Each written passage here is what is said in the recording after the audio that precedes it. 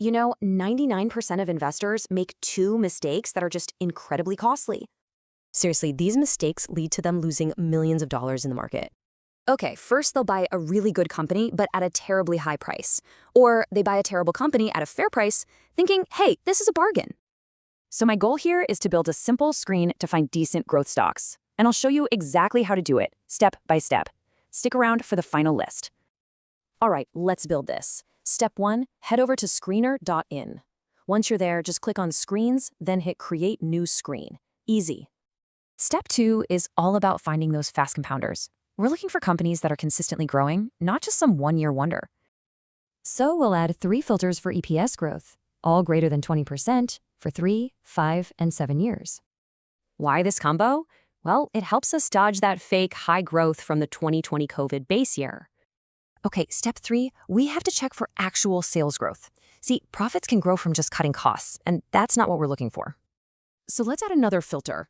Sales growth greater than 15% year over year. Now check this out. We started with a universe of over 4,000 stocks.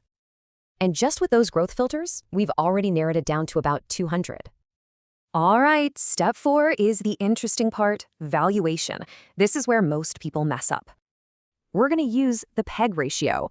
Basically, it tells you if the price is reasonable for the growth. Super simple. We're just going to set the PEG ratio to less than 1. And boom, that one valuation filter takes our list down to around 150 stocks. Last thing, step 5. We need some basic safety checks to clean out the junk. So we'll get rid of negative earners, avoid companies with heavy debt, and skip the tiny, volatile names. And that's it. We've successfully narrowed our universe down to about 20 stocks. So what we have is a list of companies that are growing fast, sensibly valued, and not super risky. Now, of course, this is not a list to just go out and blindly buy. This is your shortlist, your starting point to do a much deeper dive. If you want to know which of these 20 stocks I've actually invested in, just comment stocks below.